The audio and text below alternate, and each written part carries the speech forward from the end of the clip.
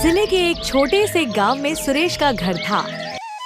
सुरेश की बीवी सावित्री और बूढ़ी माँ रुक्मिणी बस इन्हीं 3 लोगों की दुनिया थी। सुरेश दिन रात मेहनत करता, दूसरों के खेतों में हल चलाता, मगर राशन इतने ही जुट पाते कि पेट भरे तो कपड़ा फट जाता। घर में अक्सर बातों की जगह खामोशी होती, वो खामोशी जो भूख से भी ज्यादा दर्द देती है। रुक्मिणी अक्सर बहू को ताने देती, अरे सावित्री, तेरे हाथों में तो जैसे काम मर गया। देख पड़ोस की कमला सुबह से चूल्हा बकरी सब संभालती है।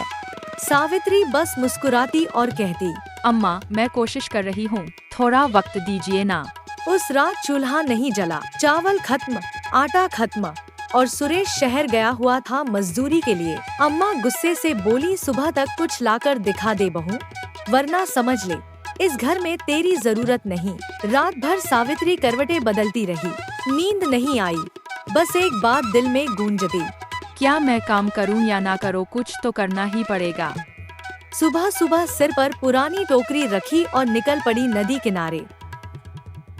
वहाँ औरतें कपड़े धोती, मगर सावित्री ने सोचा, मैं तो मिट्टी से दिए बनाऊंगी। उसने चिकनी मिट्टी उठाई, छोटे छोटे दिए बनाए और धूप में सुखा दिए।